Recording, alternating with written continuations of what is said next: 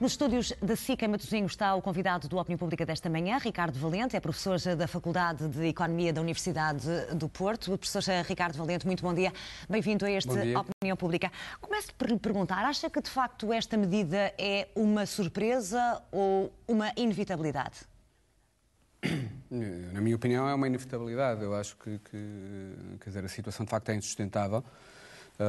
Do lado das contas da Segurança Social, enfim, as contas corriam um sério risco de termos uma derrapagem, isto derivado de facto do fortíssimo aumento da taxa de desemprego e, portanto, do aumento muito forte do lado dos subsídios de desemprego. E com a questão destas reformas antecipadas a serem pedidas em números cada vez mais elevados, de facto isto era claramente uma situação explosiva do lado da sustentabilidade do sistema. Portanto, não lhe parece, deixe-me perguntar, professor, então não lhe parece isto de uma opinião pessoal que as pessoas, os próprios sindicatos, até alguns partidos da oposição digam que o Governo acaba por aprovar esta medida às escondidas e, portanto, as pessoas têm razão ou não para se sentirem enganadas ou, pelo contrário, no programa do Governo já estava subjacente que o Executivo iria tomar esta medida? Repare, eu acho que o maior engano é as pessoas não quererem ver a verdade das coisas. Portanto, a mim... Eu às vezes fico um bocado espantado com determinados discursos que acabei de ouvir agora, sobretudo do lado dos sindicatos, que parece que estes sim são discursos de verdadeira autonegação de uma situação que é a situação do país. E, portanto, nós estamos numa situação gravíssima da sustentabilidade das nossas contas. E, portanto, a mim, esta situação parecia-me inevitável. Eu diria que só peca por tardia. E acho que houve aqui claramente um erro de gestão do lado do Governo, porque este era claramente um tipo de decisão que, na minha opinião, podia ter sido tomada logo de início do ponto de vista de garantir a sustentabilidade do sistema, e depois teve que chegar aqui a uma lógica quase de fazer isto às escondidas, porque basicamente se percebeu que o sistema estava a ser usado de uma forma excessiva, portanto, ou seja, aquilo que o Governo pensaria que seria a utilização deste esquema de reformas antecipadas veio claramente acima daquilo que era expectável. E o Governo teve que, de certa forma, fazer isto às escondidas, porque parece-me evidente, e qualquer pessoa percebe isto, que se o Governo anunciasse que iria fazer isto, no dia a seguir teríamos uma série de pessoas a fazerem o pedido e, portanto... A medida deixava de surtir efeito, não é? Ou pelo menos não teria um efeito tão direto e tão óbvio em termos de poupanças como tem uma medida tomada desta forma, que é uma medida tomada praticamente da noite para o dia, não é? Portanto, entre aspas, ontem podia-se, hoje já não se pode. E, portanto, claramente que se quebra-se aqui digamos, o sistema, não é? E, portanto, a mim parece-me que claramente aqui existe um erro de comunicação, na minha perspectiva, e, sobretudo, um erro de gestão em termos de antecipação, que eu acho que é claro hoje em termos de contas da Segurança Social, e o efeito que, sobretudo, a taxa de desemprego teve e o crescimento muito grande da taxa de desemprego, portanto, os subsídios de desemprego que tiveram sobre as contas da Segurança Social e que não foram antecipados em termos dos orçamentos do Governo e dos orçamentos da Segurança Social. Professor, perante esses números, será que estamos a falar, para já, diz-se que esta medida vai vigorar até 2014, até ao fim do programa de ajuda externa a Portugal. O que eu lhe pergunto é se as pessoas têm que estar preparadas para isto eventualmente poder ter que ser uma medida definitiva ou apenas temporária?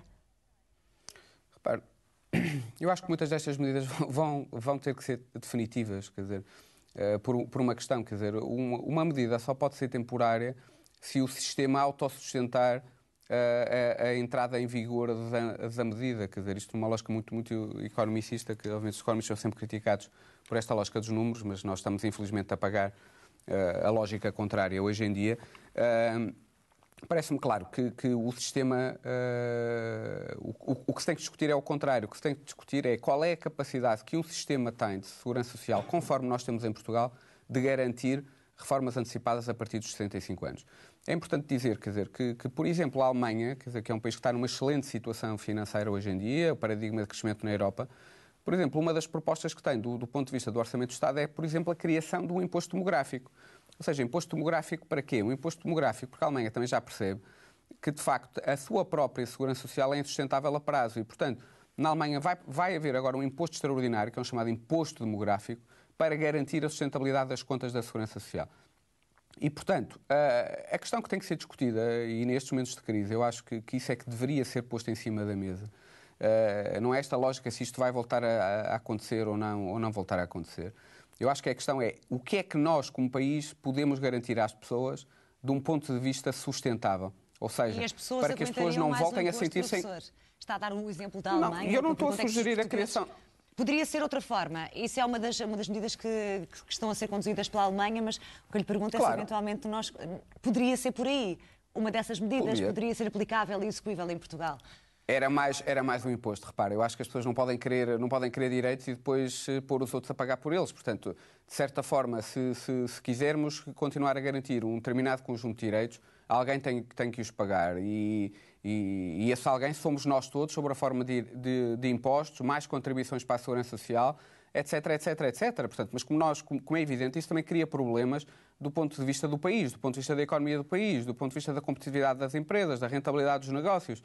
E, portanto, estas questões são questões demasiado importantes, do meu ponto de vista, para serem discutidas a quente. E esta crise deveria servir, e estes problemas que nós estamos a passar, deveriam servir, sobretudo, para nós pensarmos a forma de nós pormos o país de direito e pormos o país a garantir direitos que sejam sustentáveis a longo prazo. Ou seja, para não voltarmos a ter esta situação, que é uma situação extremamente injusta, em que nós temos pessoas que têm reformas com determinados direitos, temos uma juventude que são portugueses, como nós todos, que entra para o mercado de trabalho com reformas claramente abaixo das reformas que hoje são pagas a uma geração anterior. E, portanto, temos que perceber se vamos continuar a perpetuar este sistema em que os direitos adquiridos são pagos pelas novas gerações que entram para o mercado de trabalho. E, portanto, não me parece que isto seja um sistema muito justo e muito equitativo. Parecia-me claramente que a questão tem que ser colocada de um modo muito frio, que é a questão da sustentabilidade. E, portanto, de facto, há direitos e muito bem, e as pessoas sentem-se lesadas, de certa forma, como é evidente, porque tinham expectativas de usufruir determinados direitos que agora não vai ser possível usufruírem. Mas, digamos, a questão número um é estrutural. Será que em algum momento este tipo de direitos podia ser garantidos de um ponto de vista sustentável? E até quando? Professor, vamos ouvir as primeiras opiniões dos nossos telespectadores, alargar o nosso debate. Vamos até Aveiro conversar com Diolinda Florencio, é engenheira. Muito bom dia.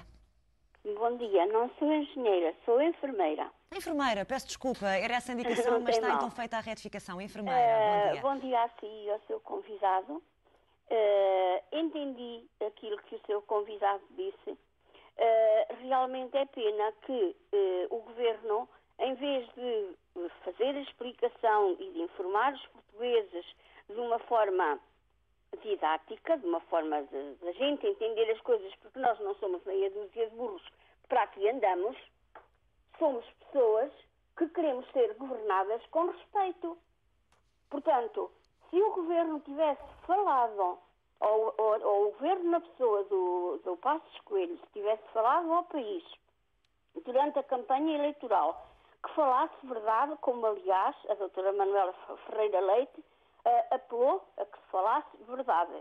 Ele não só não falou verdade, como aplicou aquilo que ela um dia falou, suspender a democracia. Ele agora suspende a democracia não por meia dúzia de meses, mas suspende-a à quinta ou à sexta e repõe-na na segunda ou na terça. E isto é evidente que cria um mal-estar muito grande, uma situação de revolta, que realmente a gente acaba por não entender. Portanto, mais do conteúdo, Diolinda Florencio, mais do conteúdo, contesta a forma como o Governo lidou e geriu esta questão. Sim. E quem tem reformas milionárias, por exemplo, nós sabemos que há portugueses que trabalharam em certas empresas, eu, por exemplo, refiro-me ao Banco de Portugal, que trabalharam lá meia dúzia de meses ou meia dúzia de anos, têm reformas milionárias e depois ainda vão buscar outras reformas das carreiras profissionais que tiveram noutros locais. Quer dizer, quem vive só de um miolinho do seu trabalho é que está a ver-se completamente refrigerada. Muito bem. Está fechada na refrigeração e dali não sai. E compreendendo não a sua tem intervenção. por onde respirar, não tem nada, pronto, não tem agasalho, não tem nada, está ali esmifrada. Muito bem, está clara a opinião. Obrigada pelo seu telefonema. Um bom dia. Vamos até ao Funchal conversar com Daniel Teixeira, funcionário público. Bom dia. Marta Atalaia, bom dia para si e bom dia para o seu convidado. E está-me a ouvir? Muito bem. Sim? Estamos a ouvi-lo muito bem, Daniel. Está, obrigado. Portanto, isto já nunca devia ter sido permitido. As pessoas reformar-se aos 57, 58 anos, que conheço alguns aqui na Madeira, sou tão pequeno, mas conheço várias situações. Portanto, isto nunca devia ter sido permitido, a não ser nos casos de doença ou de desemprego de longa duração. Porque o mal já vem entrado, isto levou a que a Segurança Social entrasse em ruptura. E agora, no futuro também, como o Governo assim salvaguardou isso, as pessoas, os empregados de longa duração, acho que sim, já trabalharam uma vida e estão desempregados, têm direito a reformar-se, há essa exceção. Agora, o mal vem de trás, isto nunca devia ter acontecido.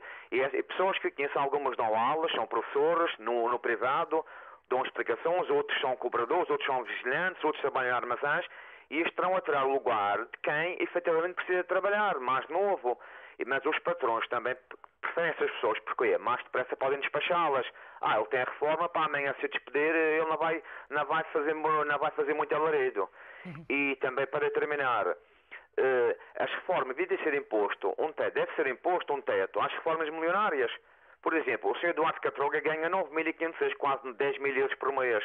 É muito, isso é imoral. O Sr. Presidente da República ganha 11 mil euros. Também é muito. E outros mais. Devia ser imposto um teto nas reformas, não havia reformas milionárias, para assim poder distribuir para os outros. E se me permite, para terminar, vou dar um exemplo também. Aqui na Madeira, os únicos políticos em Portugal, nos Açores não é possível nem no continente, mas aqui na Madeira, o abrigo do Estatuto Político Administrativo foi cozinhado na Assembleia Legislativa na Madeira. Cozinharam isso mesmo para quê? Para o Presidente do Governo Regional da Madeira acumular o vencimento com a reforma.